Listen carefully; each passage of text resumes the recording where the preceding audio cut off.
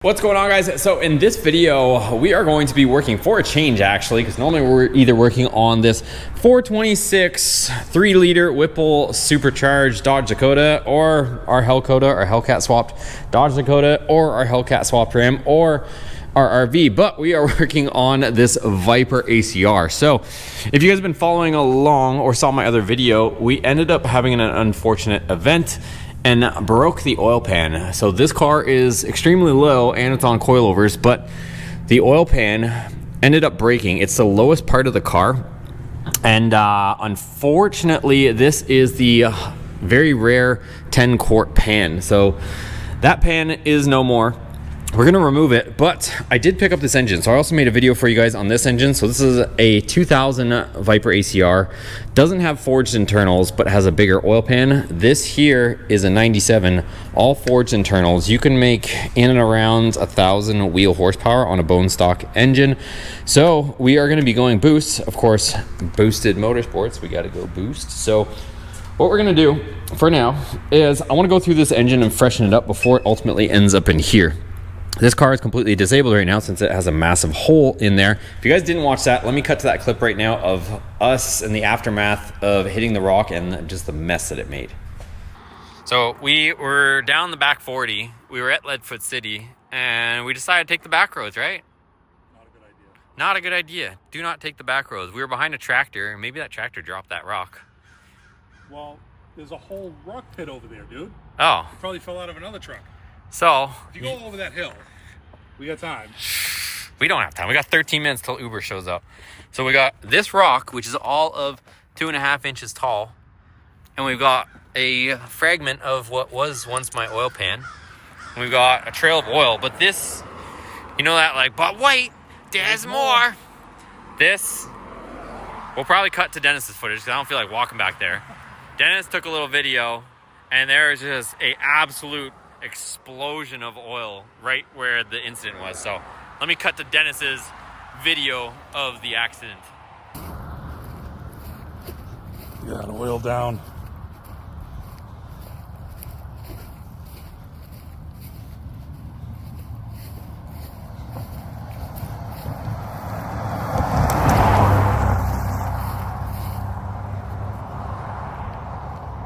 I don't know if that's your oil pan, but there's chunks of stuff here. Oh, there it is. Look, yeah. That's where I lost the oil pan on the Viper. Look at that puddle, dude. And then look, it keeps going here. Oh man, look at that. It's still going. And then, oh no, still had a little more oil. Still a little more oil. And then that's where that USPS truck just turned. That's where we shut her down right there.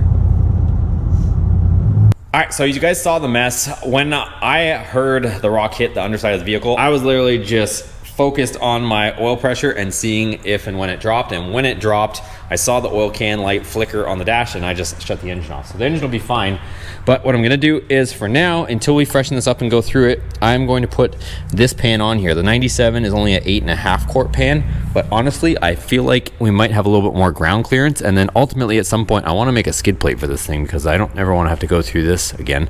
But that's pretty much it. That's what we're gonna do today. So the other thing I'm gonna do too is I bought a bunch of oil. So just, probably don't need to, but just for extra safety, what I'm gonna do is I just bought a cheap Fram oil filter, and then I bought extra oil. So what I'm gonna do is we're gonna change the pan, put the Fram on there, and we're gonna run it. I haven't decided exactly how long I'm gonna run it for, whether it's 5 minutes, 10 minutes, 30 minutes, I don't know. I'm probably not gonna take it off the lift, but just run it for a certain period of time.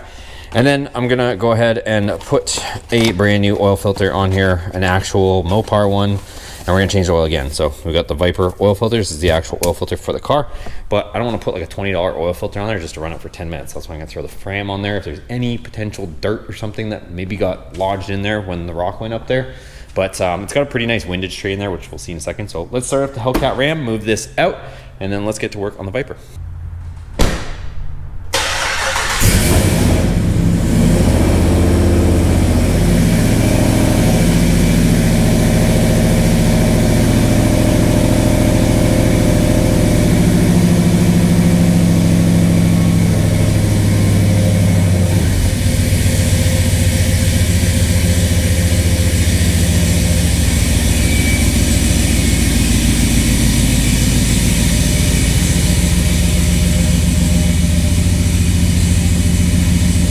All right, so Hellcat Ram's out of the way. Nice thing about the Viper, you guys, is this is gonna be fairly straightforward. So there's no crossbar or anything. You can get to all the bolts perfectly.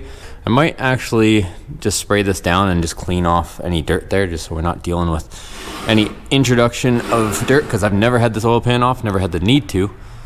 But yeah, let me just clean it up a little bit around the edges where the gasket's gonna be. It also even has a reusable gasket, if you can imagine that. So this hopefully shouldn't be much work, but again, I haven't had to do this before, so we'll see what happens.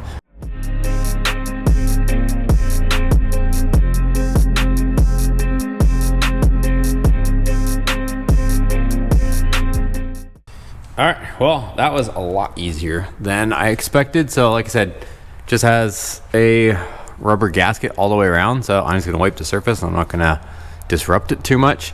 I think we might have to actually change the dipstick, I'm pretty sure. So, and the nice thing is the gasket's being held in by RTVs where the cam cover meets the block. There's RTV on it, so yeah, that's pretty much it for that. So I'm gonna go ahead, like I said, wipe down the surface, and then that's pretty much ready to go. Let's go ahead and pull that off and just make sure, I guess this windage tray looks the same on the other one, because there's not much to that portion of it. But yeah, I guess it was time for an oil change anyways. That oil looks a little bit dirty, so unplanned oil change. All right, so there was a tiny little bit of oil in this. Drain plug was loose because usually they have to ship them without. So I think I showed you guys. I made a video on this engine. I got it for a really good price, but since I got it for a good price, I want to go through it and freshen it up. Really don't know the history on it. The oil's a little dark on it, but I think, I don't know, maybe at some point maybe I'll cut open the filter and kind of see what's going on. So this came out of a wrecked 97, of course. You can see here, 97 on the block, but this has the forged pistons and the better cam, so this thing will chop and sound really good. So I'm gonna let this finish maybe trickling out. I don't know how much longer I'm gonna give it, but not a ton of oil in here, just a little bit, and then we'll zip all these bolts off, get this pan off. So I think, I want to say the dipstick tube is probably the same, but the dipstick length might be different. I probably should have pulled the dipstick out from the top before I did that, or maybe I can just push it up because it's sitting right here in the pan. Oh, there we go. So I was able to push it up and out at least. So I don't know, maybe I'll see if I can potentially lodge it somehow, but it'll slide up anyways. Hopefully I don't have to change the tube because, or I don't know, we'll see what it kind of looks like on this one when we take it out. I'm sure something's gonna be a little bit different.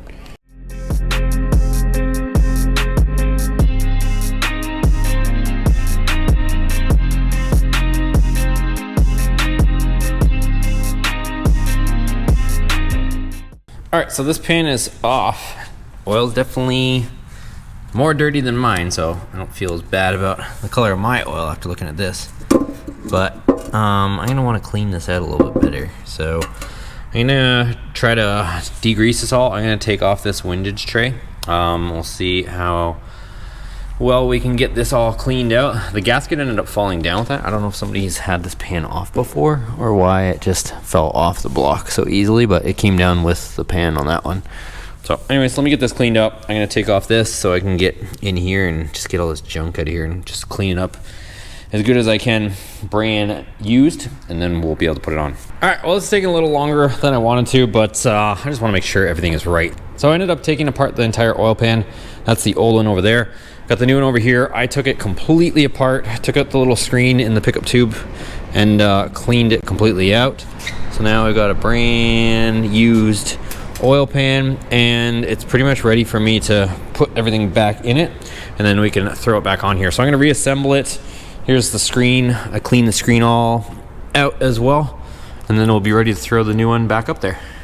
Pan's all assembled, nice and clean. We've got our mesh in there. So let's go ahead, put it up here and get those reinstalled, and then we can take off our oil filter, throw the frame on there, all the good stuff.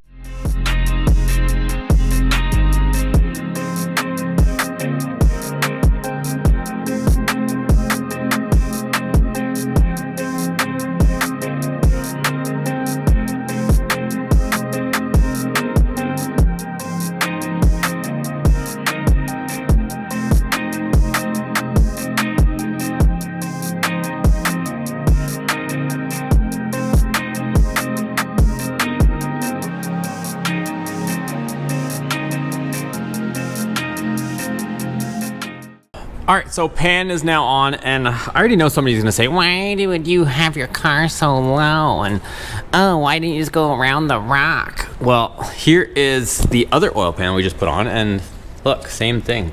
This one's not broken, but somebody smoked something with this one too. You can see it ground there, kind of broke off one of the little ribs. So these things are just really low to the ground, and like I said, the oil pan's the lowest hanging part. I feel like this one's slightly more ground clearance, but I don't know. It almost looks identical to me. I don't know where they make up the difference. I think the lowest part of the pan is probably similar, but maybe they moved the bin part a little bit lower. I don't know. Anyways, what I am curious about is I just cracked the oil filter loose. I want to see if there's even any oil in the oil filter, or whether, since we essentially lost oil pressure, if it pumped this filter, you know, dry, or if there's going to be anything in this. 'Cause you know how normally you would loosen one of these and it would puke everywhere? Oh, yeah, it's still got some oil in it, so I guess that's a good sign, right?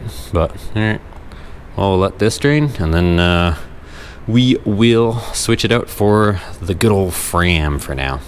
On second thought, you guys, not to be cheap, but I really think I'm being a little too excessive with changing the oil filter and maybe oil out twice. Like when I looked inside this, the pickup is still perfectly fine, and I don't see any indication of any debris or anything inside this pan. Like this thing looks great, and there's like 2 baffles, so anything that would have, you know, done anything would have been in the bottom of the pan and it's not the pickup. So I think I'm actually just going to install everything, put the Viper filter on here, and maybe if anything I'll just change the oil sooner than I maybe usually would. So I think that's probably the better route, rather than trying to double flush this thing, because I really don't think it's necessary. I think I'm just being a little too OCD on that. So I'm gonna go ahead, put the Viper filter on, we'll fill it up with oil, and yeah, let's get this done. Let's go ahead and get the drain plug in there, but other than that, everything's on good, tight.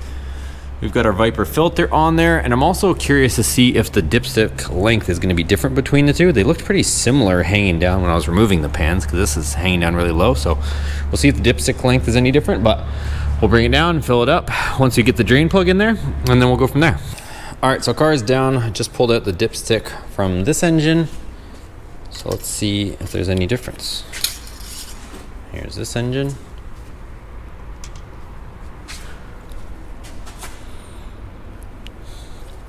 No difference that I can see.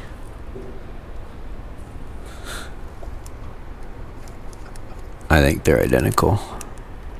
The only difference is, let's see, add 2 quarts. Minimum, like, are the markings the same? Yeah, the marks are the same too. So there's 0 difference in the dipsticks, surprisingly. Yeah. Same length, same marks on them. So, all right. Guess there's no point in messing with that. There's even a part number stamped on the dipstick, and the newer one is AD and this one's AC, but they're the same part number. So stick with our newer AD dipstick. And if we need any further proof, this is an 8.5 quart pan. We've got this completely full. This is 5 quarts, and then this one right here, it's another jug that I have, but you can see here it's almost 4 quarts. So it should take just about both of these and put us on our level, on our mark, so that we can kind of rough idea of how much oil is in the vehicle and how much it's showing on the dipstick. All right, so I put this whole jug in. That was just an old jug. And then we put in just about this whole, just about most of this that you guys saw. We got half a quart left in the jug. Obviously, once it starts up and, you know, the lines and the filter and oil cooler, maybe that'll take up more or less. So let's go ahead and see what we got on the dipstick. All right, moment of truth. Let's see. Look at that. It's perfectly, it's just a hair past the full, but I'll take it. So I'm sure once we start it, like I said, and everything kind of cycles through, should be pretty good. So it is an 8.5 quart pan, and the dipstick seems pretty accurate also. Okay, so as long as the battery isn't dead, we should be able to start this thing. Oh no. What a jerk. All right, let's get the booster pack. All right, we got the booster pack on, but these things are kind of not the greatest. Usually these booster packs, but let's give it a whirl. Woo.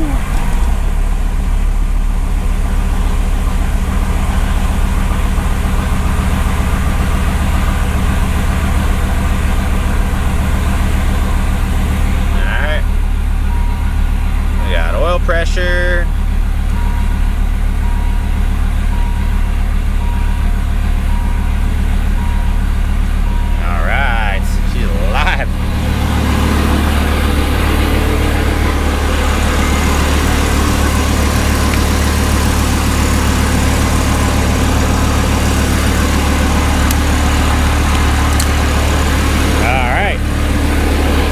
Let it warm up for a minute since this battery's on its last legs anyways. I've had this one for a while, but she's back alive. Just in case anybody's worried, engine super quiet, no valve train noise, no anything, but the exhaust, that is not super quiet.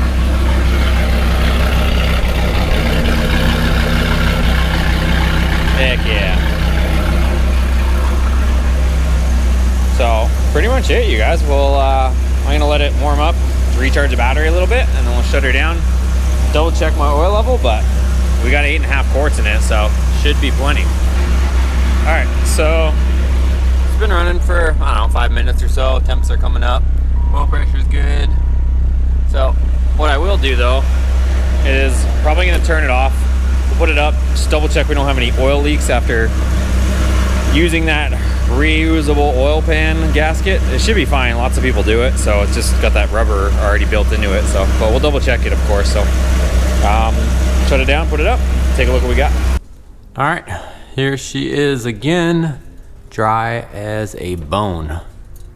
So, perfect. We are all set, and I cleaned up a lot of this stuff, you guys. So, I think it's probably the cleanest it's been in a while. It got a nice undercoating, not by choice, but yeah. She's undercoated. And this, I don't see any issue with that. I mean, other than the ribbing, but nothing that looks alarming, to be honest. So we'll be all right. We'll be all right. And then I might actually take that pan and see if we can maybe get a fabricator to fix it. But for now, at least we've got a functioning oil pan. All right, guys, so Viper is back. So it's back in order, and happy that it was a fairly simple fix, although costly. I don't know if I mentioned that, but the original 10-quart pan that was on there, there's one on eBay right now for $1,500 used, and it doesn't look the greatest. So you can't really get the bigger pans. That's why I just went with the other one. We're not road coursing the car anymore. We've got the Z06 for that. So this is more just gonna be a street toy or whatnot. If you guys are looking for more Viper content, like I mentioned, that other engine that you can see behind there, the one that we took the oil pan off for now, I'm gonna be going through that engine completely. We've got some projects to wrap up. We've got this 426 Dakota that I gotta wrap up first, but this winter, I would like to get that engine, take it and tear it down, see if we can rebuild it, freshen it up, and then put it in here. And then we've got an F1X Pro Charger kit that's gonna go on this. So it's gonna be pretty spicy. I'm looking forward to that. So stick around, make sure you subscribe if you guys are into Viper content and a bunch of other cool stuff too. We've got a ton on this channel. Give it a thumbs up before you take off. See you guys in the next video.